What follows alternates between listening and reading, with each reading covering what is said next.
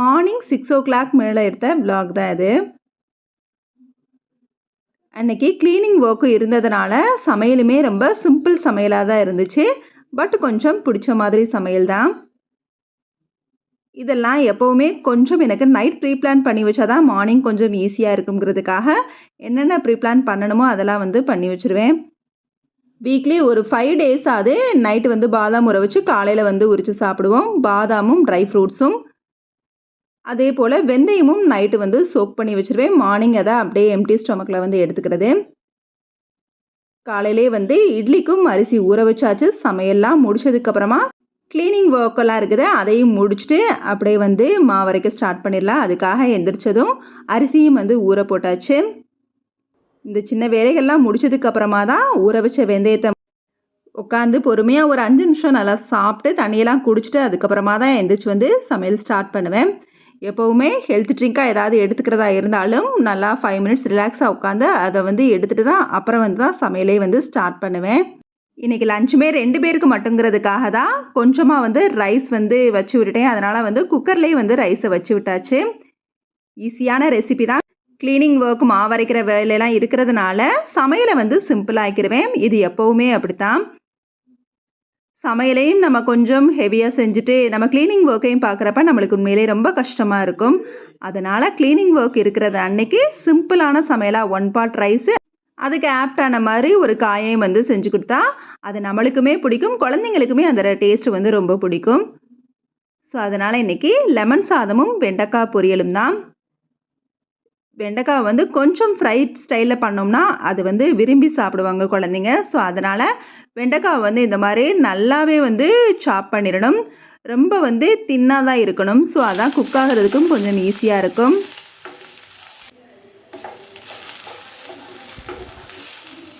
பொதுவாக இந்த ஃப்ரை ரெசிபினாலே இந்த அயன் பேனில் தான் நான் வந்து செய்வேன்.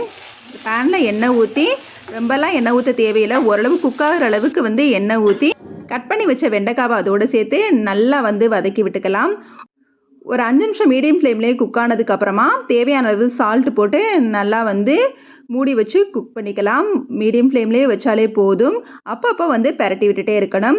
உங்களுக்கு கொஞ்சம் பிடிக்கிற மாதிரி ஃபீல் ஆச்சுன்னா லைட்டாக வந்து தண்ணியை வந்து தெளித்து விட்டுக்கலாம். ஊற்றக்கூடாது, தெளித்து தான் விடணும். இல்லைனா ரொம்ப பிசு பிசுன்னு வந்துடும். ஸோ எனக்கு வந்து இப்போ அப்பப்போ பெரட்டி விடுறதுனால எனக்கு வந்து பிடிக்கல. ஸோ அதனால் வந்து விட்டுட்டு ஒரு 3/4 ஸ்டேஜ் வந்து குக் ஆனதுக்கப்புறமா கொஞ்சமாக மிளகாய் தூளை வந்து சேர்த்து நல்லா வதக்கி விட்டுட்டு கொஞ்சம் நேரம் மூடி வச்சு ஒரு 5 நிமிஷம் கழித்து ஓப்பன் பண்ணி பார்த்தா சூப்பராக இந்த மாதிரி ஃப்ரை ஆகி வந்திருக்கும். கண்டிப்பாக வெண்டைக்காய் பிடிக்காத குழந்தைங்களுக்கு கூட இந்த மாதிரி செஞ்சு கொடுத்தா விரும்பி சாப்பிடுவாங்க. வெண்டைக்காய் மட்டும் எப்போவுமே வந்து வாங்கி ஃப்ரிட்ஜில் ஸ்டோர் பண்ண வேணாம். அதுவே வந்து ரொம்ப காய் வந்து ஒரு முத்தி போன மாதிரி ஆயிரும். இதுவே ஒரு 3 டேஸ்க்கு மேலே வெளியில் இருந்தாலும் லைட்டாக வாடத்தான் செய்யுமே தவிர அது வந்து காய் முத்தலாகாது. ஸோ இந்த காயுமே வந்து வாங்கி ஒரு 3 டேஸ் ஆச்சு. இப்போ வரைக்கும் பார்த்தீங்கன்னா நல்லாவே ஃப்ரெஷ்ஷாக தான் இருக்குது. வெண்டைக்காய் குக் பண்ணால் மட்டும் நாள் நைட்டே நல்லா வந்து மஞ்சள் தூள் உப்பு போட்டு நல்லா வாஷ் பண்ணி எடுத்து வச்சுருவேன். அப்போவே வாஷ் பண்ணி அப்போவே கட் பண்ணோம்னா அதுக்கு தனியாக துணியை வச்சு தொடச்சி அந்த ஈரத்தெல்லாம் தொடச்சிட்டு நம்ம கட் பண்ண வேண்டியது மாதிரி வரும். அதனாலே நாள் நைட்டே வாஷ் பண்ணிடுவேன். காய் ரெடியானதுக்கப்புறமா இப்போ லெமன் சாதத்துக்கு தான் ரெடி பண்ணிகிட்ருக்கிறேன். லெமன் சாதத்துக்கு எப்போவுமே நம்ம பூண்டு இஞ்சியை கட் பண்ணி போடுறதுக்கு பதிலாக கொஞ்சமாக இஞ்சி பூண்டு பேஸ்ட்டாக வந்து நம்ம சேர்த்துக்கிட்டோம்னா அதோட டேஸ்ட்டு வந்து ரொம்பவே டிஃப்ரெண்ட்டாக இருக்கும், நல்லாவும் இருக்கும். நிறையவும் இஞ்சி பூண்டு பேஸ்ட் சேர்க்கக்கூடாது, கொஞ்சமாக சேர்த்தா போதும். நான் எப்போவுமே இந்த மாதிரி தான் ரெடி பண்ணுவேன். அதே மாதிரி லெமனை புழிஞ்சதுக்கப்புறமா அந்த சாறை வந்து நம்ம சேர்த்ததுக்கப்புறம் கொஞ்சமாக 1 ஸ்பூன் அளவு நான் வந்து தண்ணி சேர்ப்பேன். ஒரு கொதி வந்ததுக்கப்புறம் ஸ்டவ்வை ஆஃப் பண்ணிடுவேன். சப்போஸ் அந்த புளிப்பு பத்தலைனா கூட கடைசியாக மேலேயே கொஞ்சம் ஒரு 1/2 எலுமிச்சம்பழம் வந்து பிழிஞ்சு விட்டு சூட்டோட சூடாக வந்து பிழிஞ்சு விட்டு நம்ம கிளறி விட்டோம்னா நல்லா டேஸ்ட்டாக இருக்கும். சில பேர் லெமன் சாதத்துக்கு லெமனை தண்ணியெல்லாம் ஆட் பண்ணதுக்கப்புறமா நல்லா கொதிக்க விட்டு வற்ற விட்டு அதுக்கப்புறமா தான் சாதத்தை ஆட் பண்ணி கிளறி எடுப்பாங்க. அந்த மாதிரி செஞ்சோம்னா கண்டிப்பாக அந்த டேஸ்ட் நல்லா இருக்காது. லைட்டாக ஒரு கொதி வந்ததும் ஆஃப் பண்ணிடலாம். அப்படி இல்லைனா சூடான சாதத்தில் லெமனை வந்து பிழிஞ்சு விட்டுறலாம். அந்த மாதிரி இருந்தால் மட்டும்தான் அந்த லெமன் ஃப்ளேவர் நம்மளுக்கு அப்படியே கிடைக்கும். இப்போ லெமன் சாதம் ரெடி பண்ணதுக்கப்புறமா கூடவே கொஞ்சமாக முட்டை பொரியலும் வந்து ரெடி பண்ணிட்டேன். மதியான லஞ்சுக்கு லெமன் சாதமும் முட்டை பொரியலோட கூட வெண்டைக்காய் ஃப்ரையும் வச்சாச்சு. லஞ்ச் முடிச்சதுக்கப்புறமா தான் காலை டிஃபனுக்கே ரெடி பண்ணுறேன். காலை டிஃபனாக திணை கிச்சடி தான் பண்ண போகிறேன். அதுக்காக திணையை 1/2 மணி நேரம் ஊற வச்சுட்டேன். சிறுதானியத்தில் எந்த ரெசிபி செய்கிறதா இருந்தாலும் சிறுதானியம் ஒரு 1/2 மணி நேரம் வந்து ஊற வச்சுட்டு அதுக்கப்புறமா செய்யுங்க. கொஞ்சம் ரெஃப்ரெஷ் பண்ணுறதுக்காக புதினா டீ போட்டு குடிச்சிட்டு தான் அதுக்கப்புறம் காலை டிஃபனே ரெடி பண்ண ஸ்டார்ட் பண்ணேன். சிறுதானியம் ஊற நேரத்தில் ரிலாக்ஸாக டீ எல்லாம் சாப்பிட்டு தேவையான வெஜிடபிள்ஸ் எல்லாம் வெட்டி வச்சுட்டேன். கிச்சடி ரெசிபியுமே ஈஸியாக வந்து செஞ்சு முடிச்சிடலாம். அதனால தான் இன்றைக்கி வந்து சிம்பிள் சமையலாக கிச்சடியை வந்து மார்னிங் டிஃபனாகவும் மதியான லஞ்சுக்கு லெமன் சாதமும் முட்டை பொரியல் வெண்டைக்காய் ஃப்ரையும் சூஸ் பண்ணேன். ஸோ சிம்பிள் சமையலாக இருந்தால் தான் அடுத்தடுத்து வேலைகள் வந்து அதிகமாக இருக்கிறது நம்மளுக்கு வந்து கொஞ்சம் கடுப்பாக தெரியாது.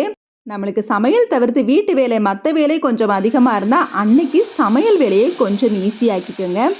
ஸோ இதையும் இழுத்து போட்டு செஞ்சு அதையும் வந்து நம்ம செய்கிறப்ப கண்டிப்பாக வந்து எரிச்சல் தான் ஆகும். அதனால் க்ளீனிங் ஒர்க் இருக்கிற அன்றைக்கும் இல்லைனா நம்மளே கொஞ்சம் ஃப்ரீயாக இருக்கணும் அப்படின்னு பறந்து வந்து வேலை செய்கிறதுக்கு கடுப்பாக இருக்கிற அன்னைக்கும் இந்த மாதிரி ஈஸியான சமையலாக ஏதாவது வந்து சூஸ் பண்ணி அதை வந்து செஞ்சுக்கிட்டோம்னா நம்மளே வந்து ஃப்ரீ டைமை கொடுத்த மாதிரி ஆயிரும்.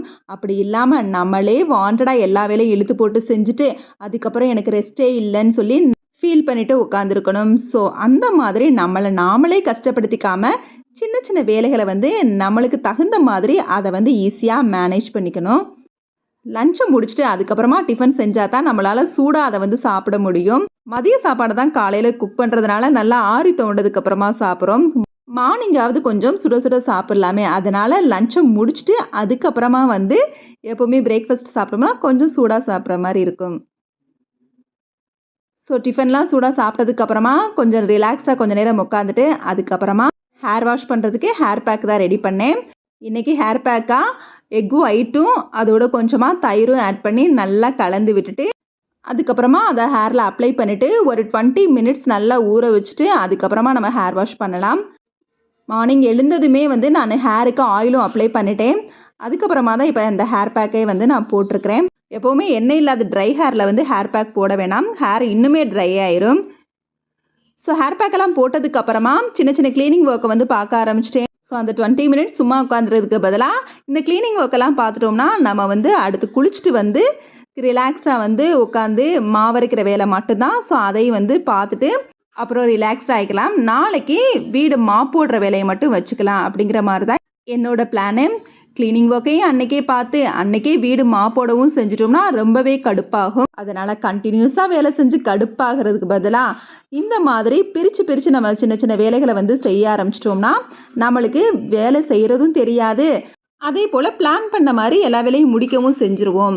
ஸோ நம்மளோட பிளான் வந்து எப்போவுமே வந்து நம்மளை எரிச்சலாக்கிக்காமல் நம்மளுக்கு தகுந்த மாதிரி ஈஸியாக நம்மளோட வேலைகளை செய்கிறப்ப அது நம்மளுக்கு ரொம்பவே கடுப்பான விஷயமா தெரியாது.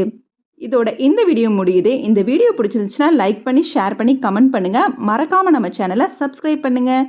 Okay, bye. தேங்க்ஸ் ஃபார் வாட்சிங்.